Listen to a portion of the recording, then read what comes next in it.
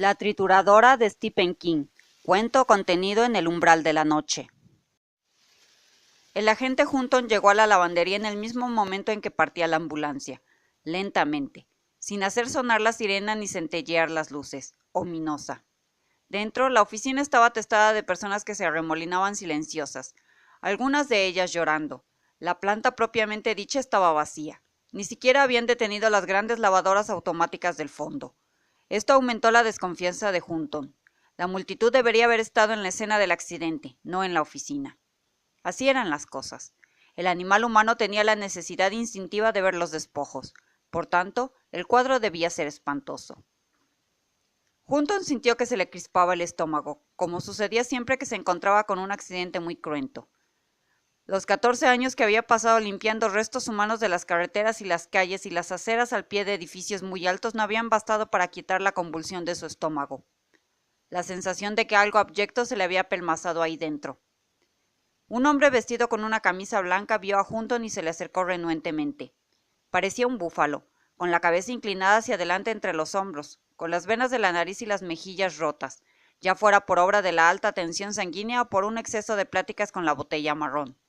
Se esforzaba por articular las palabras, pero después de 2 ensayos frustrados, Hunton le interrumpió perentoriamente. ¿Usted es el propietario? ¿El señor Gately? No. Soy Steiner, el encargado. Dios, esto... Hunton sacó su libreta. Por favor, muéstreme el lugar del accidente, señor Steiner, y cuénteme qué sucedió. Steiner pareció palidecer aún más. Las manchas de su nariz y sus mejillas resaltaron como marcas de nacimiento. ¿Es necesario? Hunton arqueó las cejas. Me temo que sí. La llamada que recibí especificó que había sido un caso grave. Grave. Steiner parecía estar pugnando con sus cuerdas vocales. Su nuez de Adán subió y bajó brevemente como un mono por una estaca. La señora Frawley ha muerto. Jesús.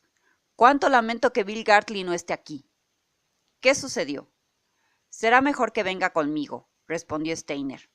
Condujo a Hunton a lo largo de una hilera de planchas de mano, de una unidad de plegado de camisas y por fin se detuvo delante de una máquina marcadora de prendas.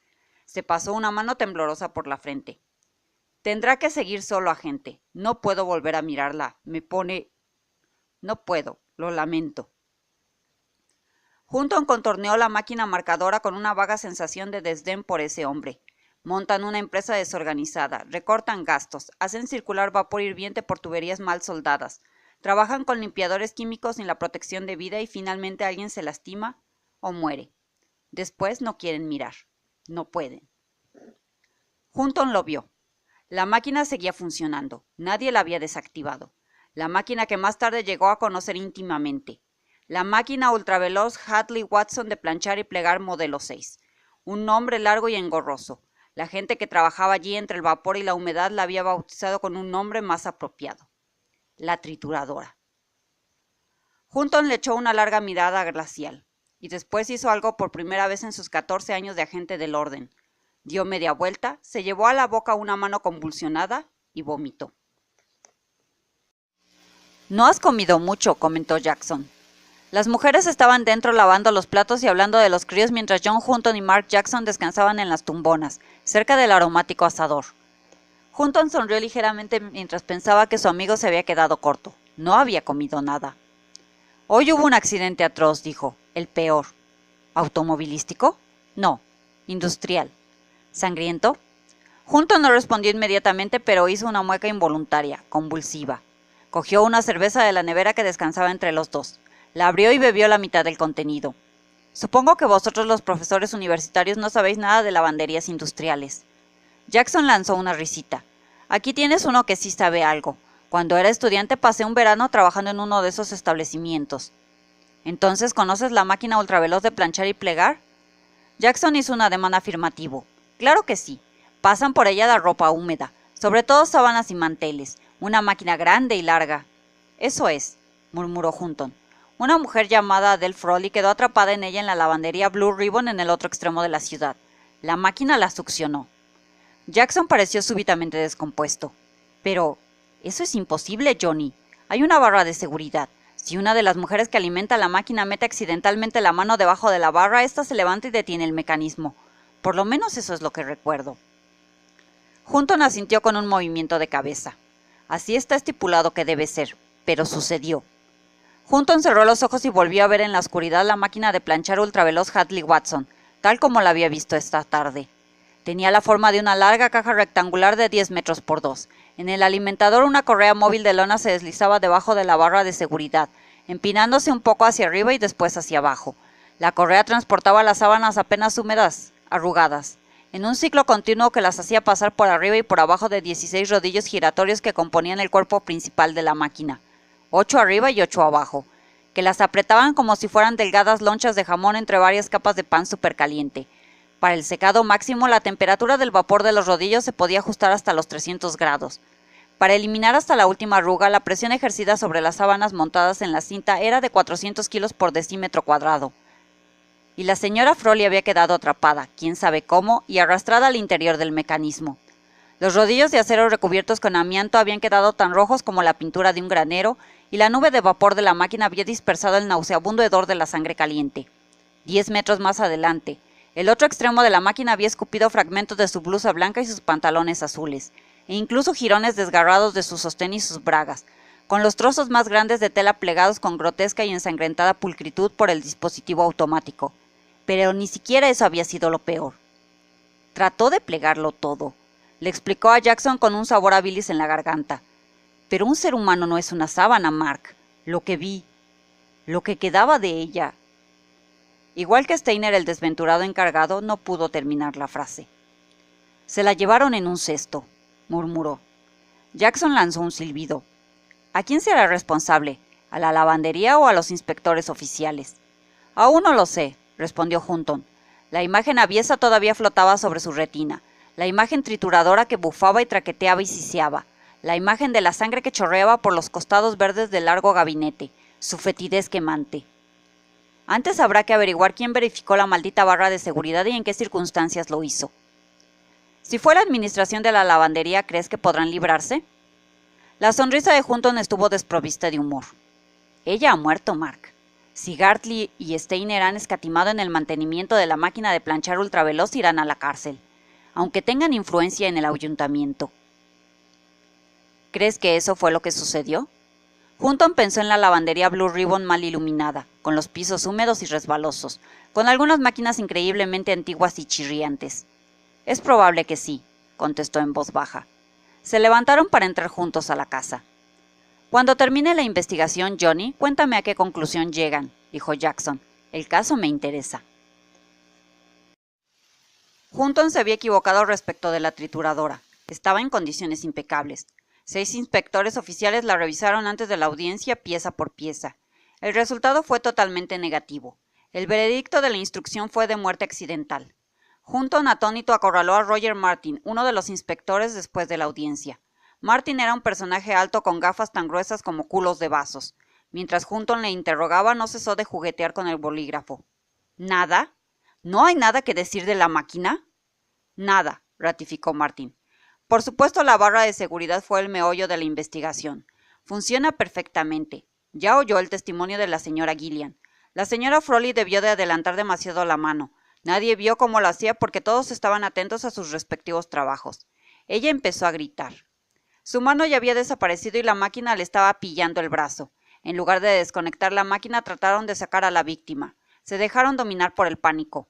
Otra mujer, la señora Kinney, dijo que ella sí trató de desactivarla, pero es razonable suponer que en medio de la confusión pulsó el botón del arranque en lugar de pulsar el freno.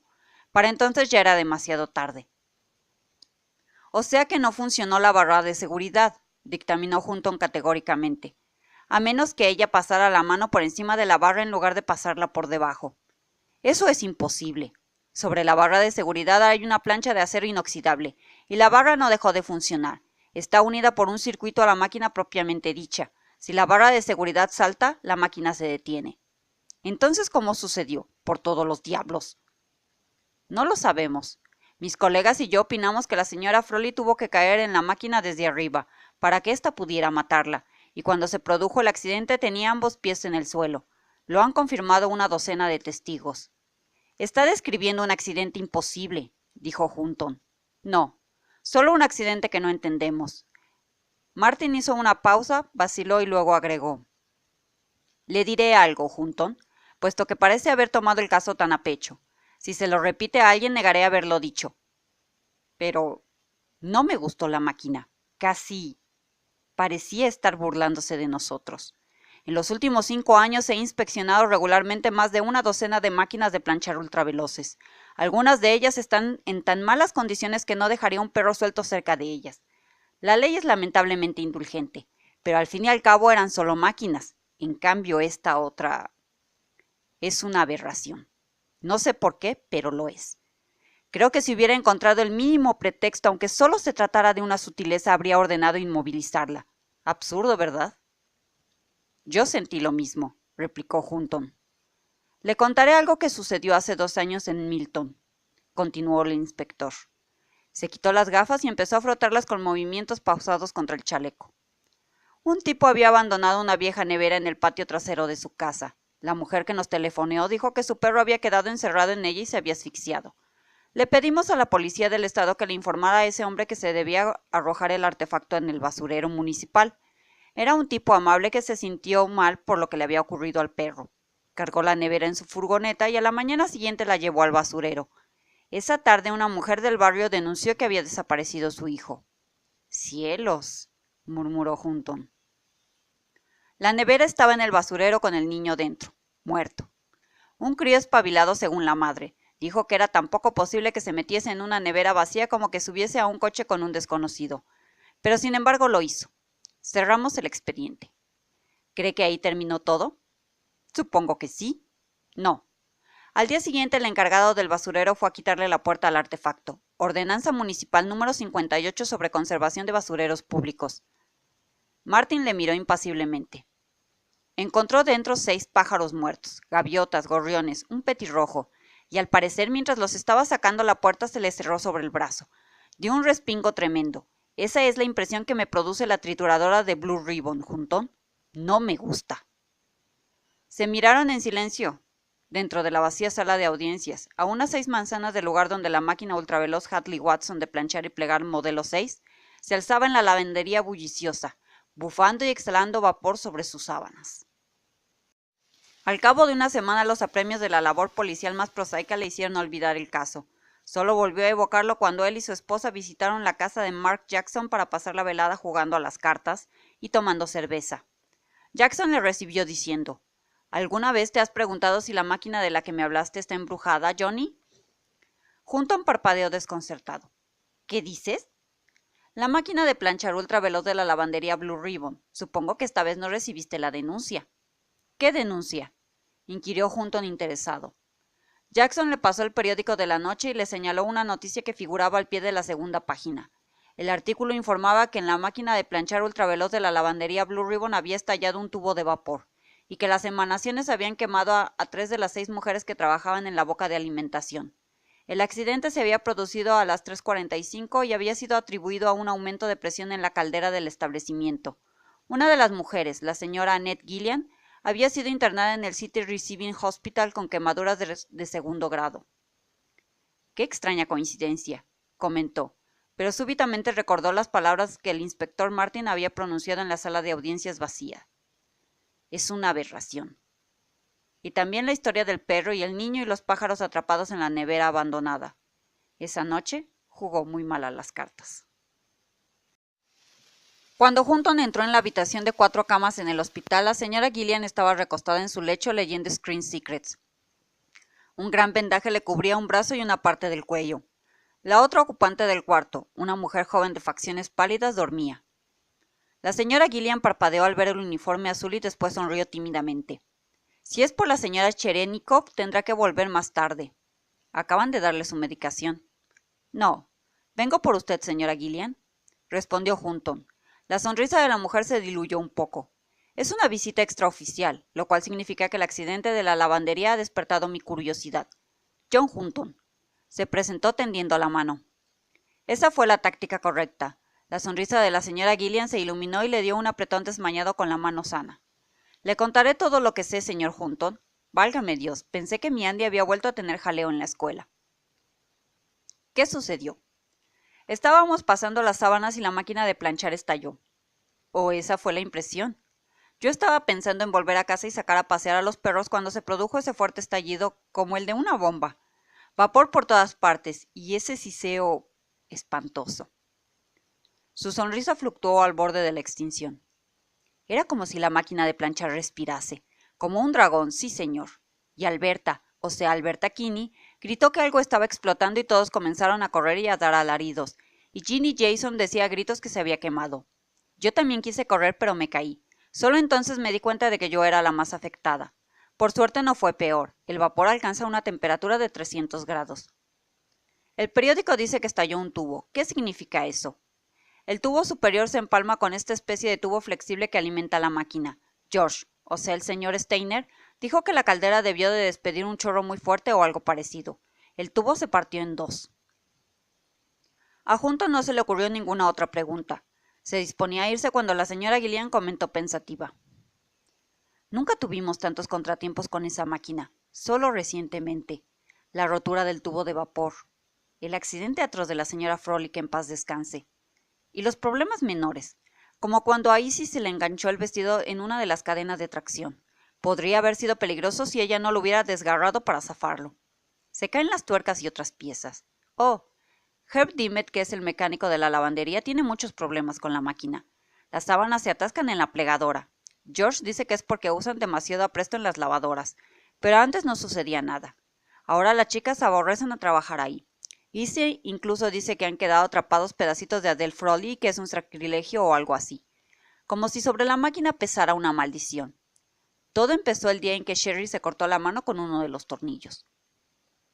¿Sherry?, preguntó Hunton. Sherry Ouellette, una chiquilla encantadora que acaba de salir de la escuela secundaria. Una buena operaria, pero un poco torpe a veces. Usted sabe cómo son los jóvenes. ¿Se cortó la mano? Oh, eso no fue nada extraño. Verá, hay tornillos para ajustar la correa de alimentación. Sherry los estaba apretando para poder introducir una carga más pesada y probablemente soñaba con un chico. Se cortó un dedo y lo salpicó todo con sangre. La señora Gillian pareció intrigada. Fue a partir de entonces cuando empezaron a caerse las tuercas. Adele fue... usted sabe. Aproximadamente una semana más tarde, como si la máquina hubiera descubierto que le gustaba la sangre. ¿No cree a veces que a las mujeres se nos ocurren ideas raras, agente Hinton? Hunton, respondió él distraídamente, mirando al vacío por encima de la cabeza de la señora Gillian. Paradójicamente, Hunton había conocido a Mark Jackson en una lavandería de la manzana que separaba sus casas, y era todavía allí donde el policía y el profesor de inglés mantenían sus conversaciones más interesantes. Ahora estaban sentados el uno junto al otro en las flexibles sillas de plástico, mientras sus ropas giraban y giraban detrás de las ventanillas transparentes de las máquinas automáticas. El ejemplar en rústica de las obras completas de Milton que Jackson había llevado consigo descansaba olvidado mientras él escuchaba la historia de la señora Gillian en la versión de Hunton. Cuando éste hubo terminado, Jackson dijo: «Un día te pregunté si habías pensado que la trituradora podría estar embrujada. Fue mitad en serio y mitad en broma. Ahora te repito la pregunta». «No», respondió Hunton ofuscado. «No seas estúpido». Jackson contemplaba pensativo la rotación de las ropas. Embrujada es una palabra chocante, digamos poseída. Hay casi tantos hechizos para embrujar como para exorcizar. La rama dorada de Fresier está repleta de ellos.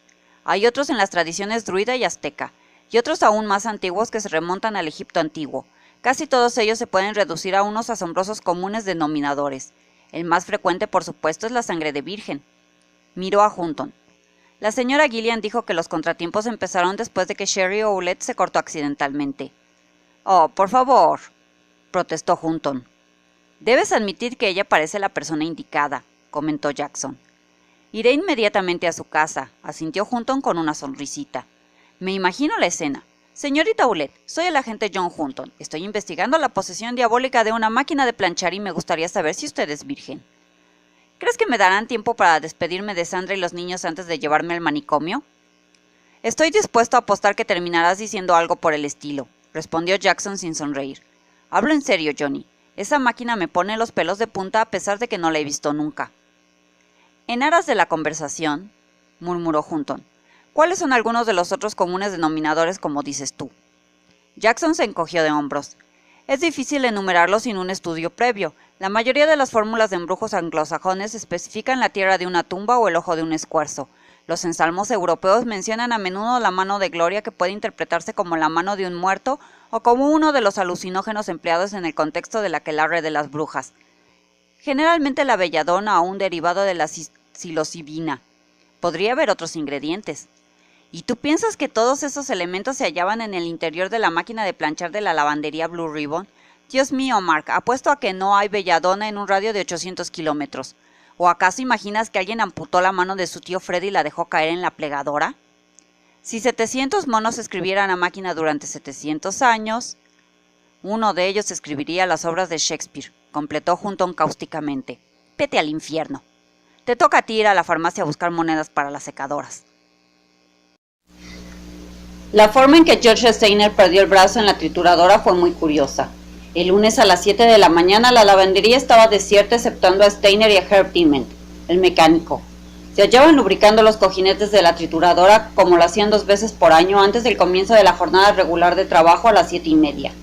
Diment estaba en el extremo de salida engrasando las 4 terminales secundarias y pensando en la impresión desagradable que últimamente le producía la máquina cuando ésta arrancó súbitamente con un rugido.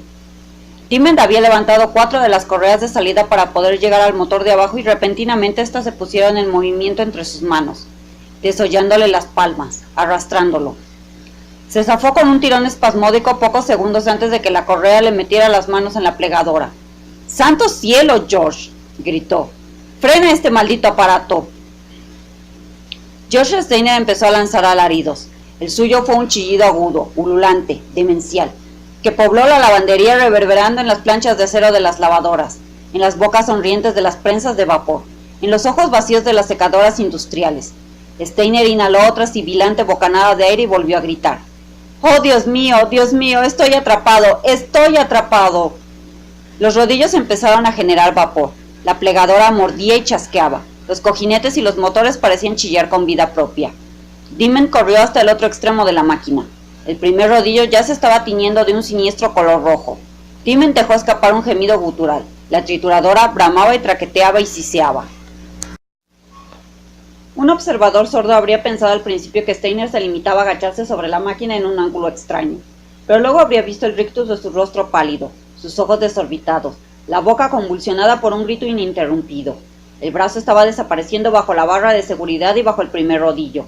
La tela de su camisa se había desgarrado en la costura del hombro, y la parte superior del brazo se hinchaba grotescamente a medida que la presión hacía retroceder sistemáticamente la sangre.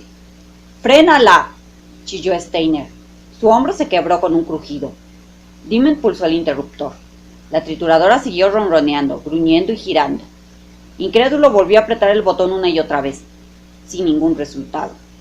La piel del brazo se había puesto brillante y tensa. No tardaría en rajarse con la presión que le aplicaba el rodillo, pero a pesar de todo, Steiner conservaba el conocimiento y gritaba. Diment vislumbró una imagen caricaturesca, de pesadilla, que mostraba a un hombre aplastado por una pisonadora, un hombre del que solo quedaba una sombra. ¡Fusibles!, chilló Steiner. Su cabeza descendía, a medida que la máquina le succionaba. Diment dio media vuelta y corrió hacia la sala de calderas, en tanto los alaridos de Steiner le perseguían como fantasmas lunáticos. El olor mezclado de la sangre y el vapor impregnaba la atmósfera. Sobre la pared de la izquierda había 3 pesadas cajas que contenían todos los fusibles de la lavandería. Diment las abrió y empezó a arrancar los largos dispositivos cilíndricos como un loco, arrojándolos por encima del hombro. Se apagaron las luces del techo, después el compresor de aire, y por fin la caldera misma, con un fuerte lamento agonizante. Pero la trituradora siguió girando. Los gritos de Steiner se habían reducido a gemidos gorgoteantes. Los ojos de Diment se posaron sobre un hacha de bombero encerrada en una caja de vidrio. La cogió con un débil gimoteo gutural y volvió atrás. El brazo de Steiner había desaparecido casi hasta el hombro. Al cabo de pocos segundos su cuello doblado y tirante se quebraría contra la barra de seguridad. «No puedo», balbuceó Diment, empuñando el hacha. «Jesús, George, no puedo, no». Ahora la máquina era un desolladero. La plegadora escupió jirones de camisa, pingajos de piel, un dedo. Steiner lanzó un feroz alarido espasmódico y Diment alzó el hacha y la descargó en medio de la penumbra del lavadero. 2 veces. Una vez más. Steiner se desplomó hacia atrás desmayado y violáceo, despidiendo un surtidor de sangre por el muñón de su hombro. La trituradora absorbió en sus entrañas lo que quedaba. y se detuvo solo. Dimon extrajo su cinturón de las presillas sollozando y empezó a armar un torniquete. Hunton hablaba por teléfono con Roger Martin, el inspector. Jackson le miraba mientras hacía rodar pacientemente un balón de un lado a otro para que la corriera la pequeña Patty Hunton de 3 años. ¿Arrancó todos los fusibles?, preguntaba Hunton. ¿Y el interruptor del freno no funcionó? ¿Han clausurado la máquina de planchar? Estupendo. Magnífico. No, nada oficial. Hunton frunció el ceño y después miró de soslayo a Jackson. ¿Todavía le traes recuerdos de la nevera, Roger? Sí, a mí también. Adiós. Colgó el auricular y miró a Jackson. Vamos a ver a la chica, Mark. Ella vivía en su propio apartamento. La actitud titubeante pero orgullosa con que les hizo entrar después de que Hunton hubo mostrado su credencial le hizo sospechar que no lo ocupaba desde hacía mucho tiempo. Y se sentó en una posición incómoda frente a ellos en la sala puntillosamente decorada y pequeña como un sello de correos. Soy el agente Hunton y este es mi colaborador, el señor Jackson. Se trata del accidente de la lavandería. Hunton se sentía muy turbado en presencia de esa chica morena de apocada belleza. ¡Qué espantoso!, murmuró Sherry Ouellette. Es el único lugar donde he trabajado. El señor Gately es mi tío. Me gustó porque gracias a la lavandería me fue posible tener este apartamento y mis propios amigos. Pero ahora es tan macabro. La Junta de Seguridad del Estado ha clausurado la máquina de planchar hasta que se complete la investigación, explicó Hunton. ¿Lo sabía? Sí. Sherry suspiró inquieta. No sé qué haré. Señorita Ouellette, le interrumpió Jackson. Usted sufrió un accidente con la máquina, ¿no es cierto? Creo que se hirió la mano con un tornillo. Sí, me corté el dedo. De pronto sus facciones se velaron. Ese fue el primer accidente. Lo miró con expresión afligida. A veces tengo la impresión de que las chicas no me quieren tanto como antes, como si me consideraran culpable. Debo formularle una pregunta indiscreta, dijo Jackson lentamente. Una pregunta que no le gustará. Le parecerá absurdamente personal e improcedente, pero lo único que puedo advertirle es que no lo es. Sus respuestas no figurarán en ningún expediente. La joven pareció asustada. ¿He hecho algo malo? Jackson sonrió y negó con la cabeza. Sherry se relajó. Gracias a Dios que tengo a Mark, pensó Hunton. Sin embargo, agregaré algo más. Es posible que la respuesta la ayude a conservar este hermoso pisito y a recuperar su empleo, y a devolver a la normalidad la lavandería. Contestaré cualquier pregunta para que eso ocurra. Sherry, ¿usted es virgen? La chica pareció totalmente pasmada, totalmente espantada, como si un sacerdote la hubiera abofeteado después de darle la comunión. Luego alzó la cabeza y señaló con un ademán su pulcro apartamento, como preguntándole si creían que esa podía ser una casa de citas. Me reservo para mi esposo, respondió sencillamente. Hunton y Jackson intercambiaron una mirada serena y en esa fracción de segundo Hunton comprendió que era verdad. Un demonio se había apoderado del acero y los engranajes de la trituradora y la había convertido en algo dotado de vida propia. Gracias, dijo Jackson con solemnidad. ¿Y ahora qué?, preguntó Hunton con tono lúgubre durante el viaje de regreso. ¿Buscaremos un cura para exorcizarla? Jackson resolló. Tendrías que afanarte mucho para encontrar uno que no te distraiga con algunos folletos mientras telefonea al manicomio. Esto corre por nuestra cuenta, Johnny. ¿Podremos hacerlo solos? Quizás sí. El problema es el siguiente. Sabemos que en la trituradora hay algo, pero no sabemos qué. Hunton sintió un escalofrío, como si le hubiera tocado un dedo descarnado.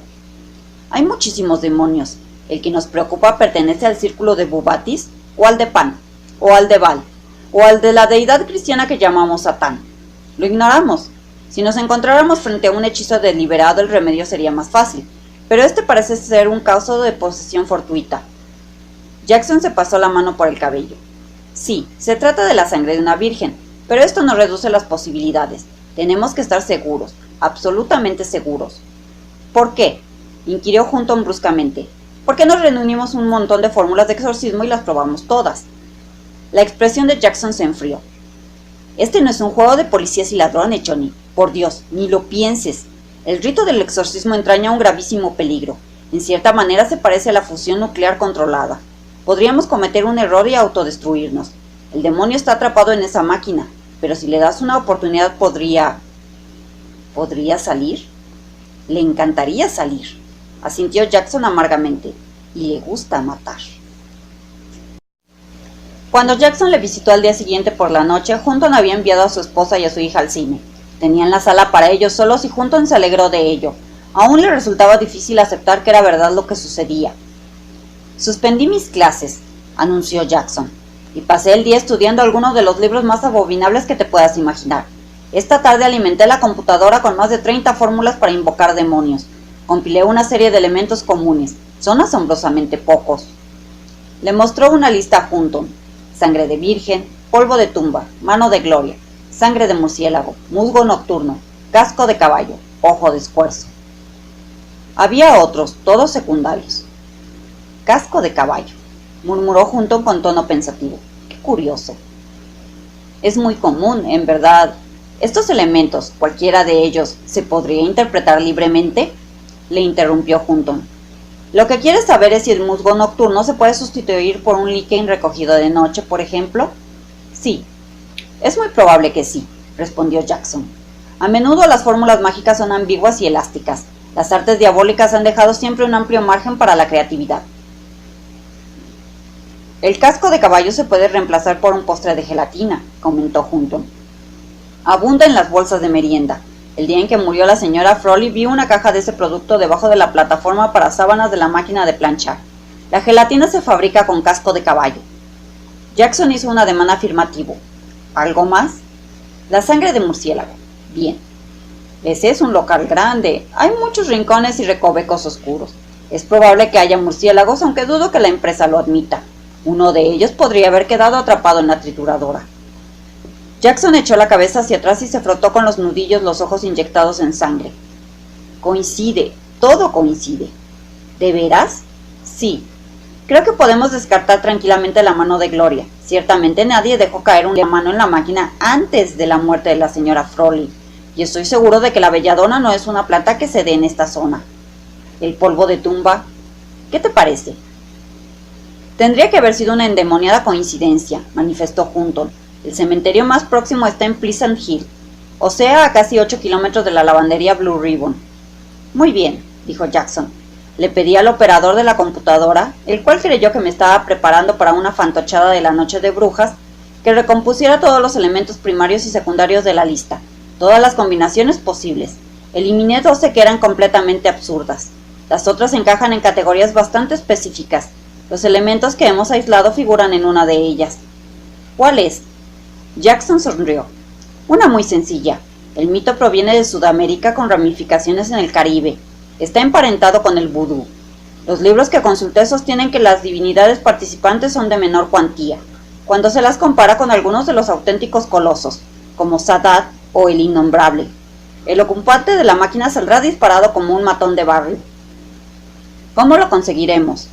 Bastarán un poco de agua bendita y una pizca de hostia consagrada, y podremos leerle un pasaje de Levítico.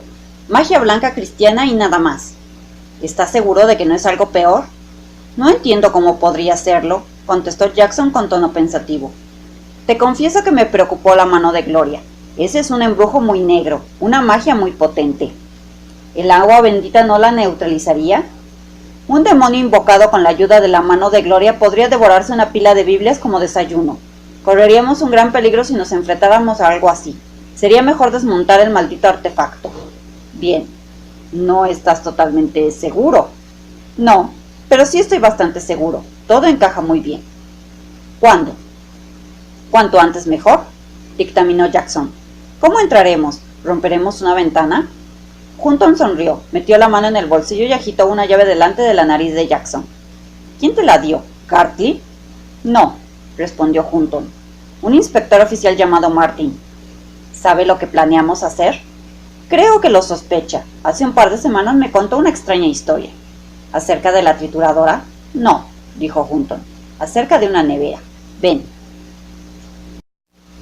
Adele Frawley estaba muerta. Yacía en su ataúd cosida por el paciente empleado de una funeraria. Pero quizás una parte de su espíritu perduraba en la máquina y si era así, esa parte debió lanzar un grito. Ella debería haberlo sabido. Podría haberles alertado.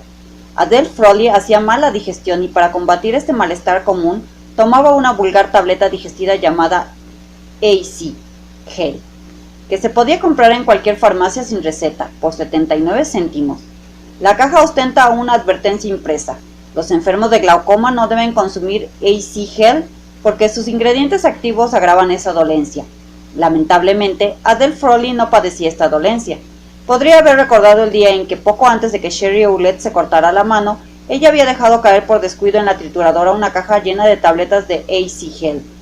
Pero estaba muerta, ajena al hecho de que el ingrediente activo que aliviaba su gastritis era un derivado químico de la belladona, a la que en algunos países europeos se la conocía curiosamente por el nombre de mano de gloria. En el espectral silencio de la lavandería Blue Ribbon se produjo un súbito chasquido lúgubre. Un murciélago revoloteó demencialmente sobre un agujero donde había instalado su nido, en la capa aislante que recubría las secadoras, cubriéndose la facha ciega con sus alas plegadas. El ruido sonó casi como una risita. La trituradora empezó a funcionar con un chirrido súbito, trepidante. Las correas se aceleraron en medio de la oscuridad. Los dientes se engranaron e intercalaron y crepitaron. Los pesados rodillos pulverizadores giraron sin cesar. Estaba lista para recibirlos. Cuando Hunton entró en el aparcamiento era poco después de medianoche y la luna estaba oculta detrás de las nubes que desfilaban por el cielo. Aplicó los frenos y apagó los faros con el mismo movimiento. La frente de Jackson casi se golpeó contra el tablero acolchado. Cortó el contacto del motor y el rítmico golpeteo se oyó con más nitidez. «Es la trituradora», murmuró en voz baja. «Es la trituradora. Funciona sola, en mitad de la noche». Permanecieron un momento callados sintiendo que el miedo les trepaba por las piernas. «Está bien», dijo Hunton. «Adelante». Se apearon y caminaron hasta el edificio mientras el ruido de la trituradora se intensificaba. Cuando Hunton introdujo la llave en la cerradura de la puerta de servicio, tuvo la impresión de que la máquina parecía viva, como si estuviera respirando con fuertes resuellos calientes y hablando consigo misma con siseantes susurros sardónicos. «De pronto me siento feliz de que me acompañe un policía», comentó Jackson. Pasó al otro lado el bolso marrón que sostenía debajo del brazo. Dentro había un frasquito de jalea envuelto en papel encerado, lleno de agua bendita y una Biblia. Entraron y Hunton accionó los interruptores de luz próximos a la puerta. Los tubos fluorescentes parpadearon y cobraron una fría vida. Simultáneamente se detuvo la trituradora. Un velo de vapor flotaba sobre sus rodillos. Los esperaba en medio de su flamante y ominoso silencio. «Dios, qué fea es», susurró Jackson. «Vamos», dijo Hunton, «antes de que nos acobardemos». Se acercaron al artefacto. La barra de seguridad estaba baja sobre la correa que alimentaba la máquina. Hunton estiró la mano. «Ya estamos bastante cerca, Mark. Dame el material y dime qué debo hacer». «Pero no discutas». Jackson le entregó el bolso y Hunton lo depositó sobre la mesa para sábanas. Le dio la Biblia a Jackson. «Voy a leer», anunció Jackson. «Cuando te haga una seña, rocíe el agua bendita sobre la máquina con los dedos y di: en nombre del Padre, y del Hijo, y del Espíritu Santo, te expulso de aquí impuro. ¿Has entendido?» «Sí». Cuando repita la seña, rompe la hostia y repite el ensalmo. «¿Cómo sabremos si da resultado?» «Lo sabrás. Es posible que el demonio rompa todas las ventanas del edificio al salir. Si fracasamos la primera vez, repetiremos la operación hasta que resulte». «Estoy muerto de miedo», dijo Hunton. «En verdad, yo también». «Si nos hemos equivocado respecto de la mano de gloria». «No nos hemos equivocado. Adelante». Jackson empezó a recitar. Su voz llenó de ecos espectrales la lavandería vacía. «No tomes ídolos ni te fabriques dioses de metal fundido. Soy el Señor tu Dios». Las palabras cayeron como piedras en el silencio que había impregnado súbitamente de un frío sepulcral. La trituradora permanecía quieta y muda bajo las luces fluorescentes y a Hunton le pareció que seguía sonriendo. «Y la tierra te vomitará por haberla profanado, como vomitó naciones delante de ti». Jackson levantó la vista con el rostro tenso e hizo una seña. Hunton roció agua bendita sobre la correa de alimentación. Se produjo un súbito alarido rechinante de metal torturado. De los lugares donde había caído el agua bendita sobre la correa se desprendió una nube de humo que se enroscó y tiñó de rojo. De pronto la trituradora cobró vida. «¡Lo tenemos!», gritó Jackson por encima del creciente clamor. «Lo hemos puesto en fuga». Empezó a leer de nuevo cubriendo con su voz el estrépito de la maquinaria. Le hizo otra seña a Hunton y éste espolvoreó el trozo de hostia. En ese momento le acometió repentinamente un pánico paralizante, una súbita y vívida sensación de que habían fracasado, de que la máquina había descubierto la trampa y era más fuerte. La voz de Jackson se seguía elevando acercándose al clímax. Empezaron a saltar chispas por el arco que separaba el motor principal del secundario. El olor de ozono saturó el aire recordando el tufo de la sangre caliente. Ahora el motor principal echaba humo y la trituradora funcionaba con una velocidad demencial, vertiginosa. El contacto de un dedo con la correa central habría bastado para que el cuerpo íntegro fuese succionado y reducido a un pingajo sanguinolento en solo unos segundos. El hormigón vibraba y temblaba bajo sus pies. Un cojinete reventó con un centelleo fulminante de luz purpúrea, poblando el aire con un olor de tempestades. Pero la trituradora siguió funcionando, más y más deprisa, de modo que las correas y los rodillos y los engranajes giraban con una rapidez que parecía unirlos, amalgamarlos, modificarlos, fundirlos, transmutarlos. Hunton, que estaba como hipnotizado, retrocedió súbitamente un paso. ¡Aléjate!, gritó por encima de la estridencia. ¡Ya casi lo tenemos!, aulló a su vez Jackson. ¿Por qué? De pronto se oyó un indescriptible estruendo desgarrante, y una fisura abierta en el piso corrió hacia ellos y los dejó atrás, ensanchándose. Se produjo una erupción de cascotes de hormigón antiguo. Jackson miró la trituradora y lanzó un alarido. Trataba de desprenderse del hormigón, debatiéndose como un dinosaurio atrapado en un pozo de brea. Y ya no era precisamente una máquina de planchar. Seguía transformándose, fundiéndose. El cable de 550 voltios cayó dentro de los rodillos escupiendo llamaradas azules y fue devorado. Por un momento les miraron dos bolas de fuego semejantes a ojos centelleantes, ojos cargados de un apetito colosal y frío. Se abrió otra grieta en el piso. La trituradora se inclinó hacia ellos a punto de liberarse de sus amarras de hormigón. Les hacía muecas. La barra de seguridad se había levantado y lo que vio Hunton fue una boca descomunal, voraz, llena de vapor. Se volvieron para huir y otra fisura zigzagueó a sus pies. Detrás de ellos la mole se zafó con un rugido ululante. Hunton sorteó la brecha, pero Jackson tropezó y cayó despatarrado. Hunton se volvió para ayudarle y una sombra gigantesca, amorfa, bloqueó los tubos fluorescentes. Se erguía sobre Jackson, que yacía de espaldas mirándola con un silencioso rictus de terror, la perfecta víctima propiciatoria. Hunton solo tuvo una confusa visión de algo negro y movedizo que se alzaba sobre ellos hasta una altura portentosa, de algo con rutilantes ojos eléctricos del tamaño de balones de fútbol, de una boca abierta con una lengua reptante de lona. Huyó, seguido por el grito agonizante de Jackson. Cuando Roger Martin se levantó por fin de la cama para responder a los timbrazos, apenas empezaba a despertarse. Pero cuando Hunton entró tambaleándose, la conmoción le devolvió brutalmente a la realidad. Los ojos de Hunton estaban desorbitados como los de un loco, y sus manos agarrotadas arañaron la pechera de la bata de Martin. Tenía un pequeño corte sangrante en la mejilla y sus facciones estaban salpicadas de motas grises de cemento pulverizado. Sus cabellos habían encanecido y tenía una blancura cadavérica. «¡Ayúdame! ¡Por el amor de Dios, ayúdame! Mark ha muerto. Jackson ha muerto». «Cálmese», dijo Martin. «Venga a la sala». Hunton le siguió gimiendo guturalmente como un perro. Martin le escanció una ración generosa de Jim Beam, y Hunton sostuvo el vaso entre ambas manos, tragando con dificultad el licor puro. El vaso cayó al suelo olvidado y sus manos volvieron a buscar las solapas de Martin, como fantasmas errantes.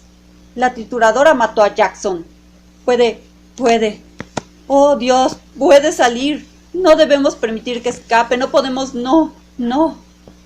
Empezó a gritar y el suyo fue un grito alucinante, convulsivo, que fluctuaba en ciclos entrecortados. Martin intentó servirle otro trago, pero Hunton lo apartó con un manotazo. «Tenemos que incendiarla», dijo. «Tenemos que incendiarla antes de que pueda salir. ¿Qué sucederá si escapa? ¡Oh, Jesús, qué!». De pronto sus ojos titilaron y se pusieron vidriosos. Giraron hacia arriba hasta dejar al descubierto la esclerótica y se desplomó desmayado. La señora Martin estaba en el umbral estrujando la bata sobre su cuello. «¿Quién es Rog? ¿Está chalado? Me pareció...». Tiritó. «No creo que esté chalado», respondió Martin. La sombra de miedo enfermizo que cruzó por el rostro de su marido la asustó bruscamente. «Dios, ojalá haya llegado a tiempo». Se volvió hacia el teléfono, cogió el auricular y se inmovilizó. Un ruido vago, creciente, llegaba desde el este de la casa, siguiendo el mismo trayecto que Hunton. Un sistemático traqueteo rechinante cada vez más fuerte. La ventana de la sala estaba entreabierta y entonces Martin captó un olor macabro en la brisa. Un olor de ozono. O de sangre. Permaneció con la mano apoyada sobre el teléfono inútil mientras el estruendo aumentaba más y más de volumen, crujiendo y bufando. Algo caliente, humeante, marchaba por las calles. El tufo de sangre llenó la habitación. Soltó el teléfono. Ya no funcionaba.